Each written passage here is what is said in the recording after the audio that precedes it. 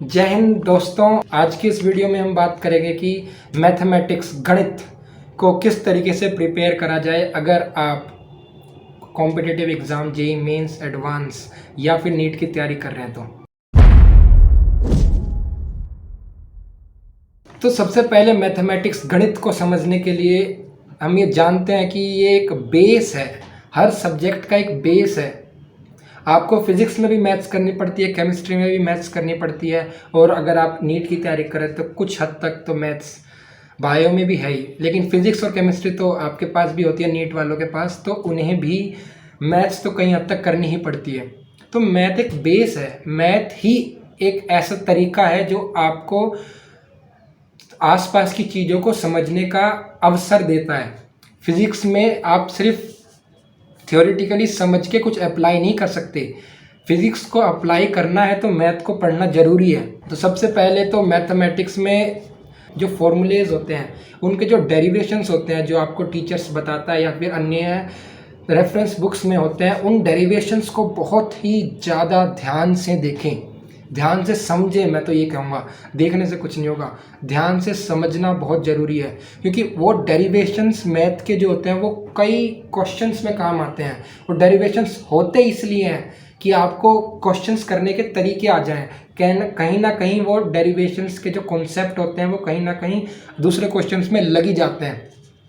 तो मैथ के डेरिवेशंस को बहुत ही ध्यान से देखें, इन चीज़ों को समझें कि ये कैसे हो रही हैं चीज़ें, ये फॉर्मूला कैसे लग रहा है, एप्लीकेशन कैसे हो रही है इस फॉर्मूले की।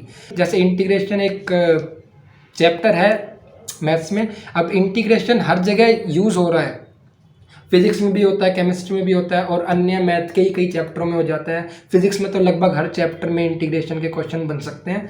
तो जैसे इंटीग्रेशन है, अब इंटीग्रेशन के जो कॉन्सेप्ट्स हैं, जो नए नए फॉर्मूले डिराइव होते हैं, बहुत सारे फॉर्मूले होते हैं इंटीग्रेशन में, तो जो सारे डेरिवेशन होते हैं उन चीज़ को बहुत ध्यान से देखिए। कहीं ना कहीं से अगर वो आपको समझ आ गई ना चीज़ें, ये समझ आएगा कि बनाई कैसे जाती हैं चीज़ें, फॉर्मूले बन कैसे रहे हैं, तो जब कोई नया क्वेश्चन आता है ना, तो आप उस नए क्वेश्चन को भी बना सकते हैं, उनको कर सकते हैं प्रिपेयर। ये सॉल्यूशन करने की विधि जो है वो ऐसे ही होती है, डेवलप होती है, क्योंकि जब आप सीख जाते हैं कि हाँ यार ये चीज़ें ऐसे हो रही हैं, ये फॉर्मूला ऐसे लग रहा है, मैं ऐसे कर सकता हूँ, मैं ऐसे कर सकता हूँ, क्वेश्चन क्योंकि ऐसा है इसलिए मैं ये करता हूँ। जब आप ये सीखेंगे ना फॉर्मूले डिराइव देख देख के कर करके उनको, तब आपको ये प्रैक्टिस हो जाएगी कि हाँ आप भी कोई एक नया क्वेश्चन आएगा तो एक नए तरीके से अप्रोच कर सकते हैं। क्योंकि एग्ज़ाम के टाइम में सारे क्वेश्चंस नए होते हैं, तो आपको बिल्कुल अलग तरीके से अप्रोच करना पड़ता है। आपको इस चीज़ में काफ़ी सहारा मिलेगा जब आप डेरिवेशंस को देख के उन्हें समझ के अपने तरीके से अप्रोच करने का प्रयास करेंगे। तो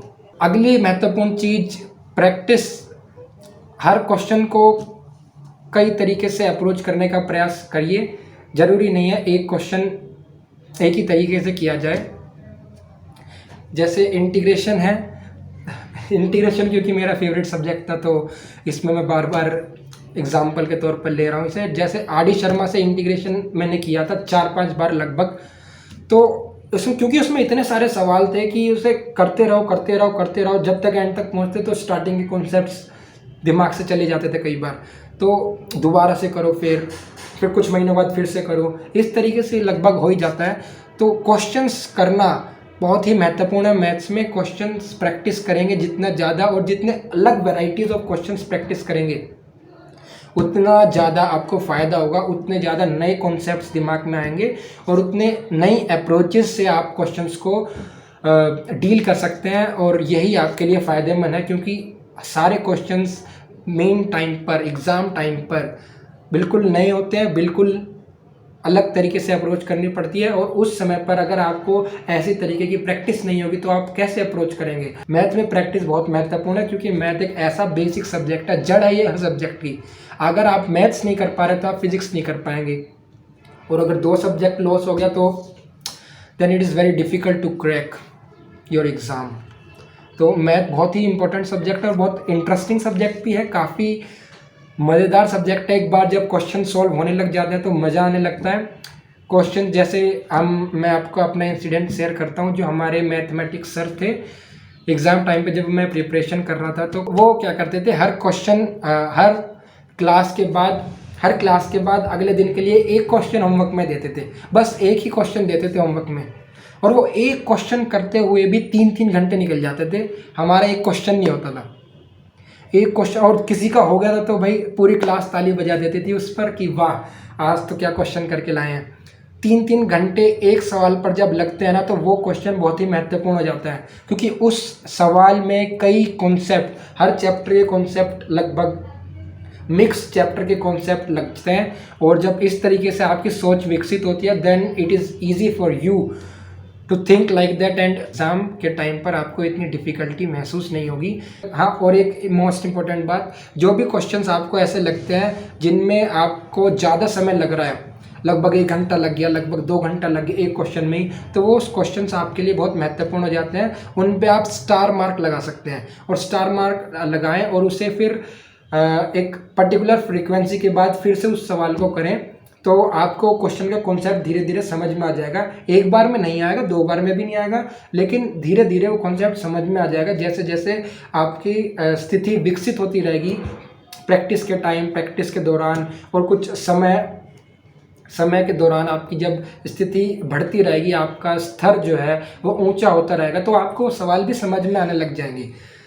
लेकिन आपने अगर उन सवाल क्वेश्चंस को मार्क ही नहीं करा है तो आपको क्वेश्चन दोबारा मिलेंगे ही नहीं। तो एक मार्क करके रखिए कि हाँ भाई ये क्वेश्चन बहुत इंपॉर्टेंट है, ये क्वेश्चन बहुत इंपॉर्टेंट है और इस क्वेश्चन को मैं दोबारा फिर करूँगा 1 हफ्ते बाद, 2 हफ्ते बाद, लेकिन मैं फिर से दोबारा देखूँगा इस क्वेश्चन को। तो इस तरीके से मैथमेटिक्स की अगर आप अप्रोच करेंगे तो आई होप अच्छे तरीके से प्रिपरेशन हो पाएगी, and I hope you will crack your exam. If you find it interesting, that hit that subscribe button. That's all for today's video, guys. Share this video with your friends so that they can also avail the benefit from this video. See you in the another video. जय हिंद. हंसते रहें, पढ़ते रहें.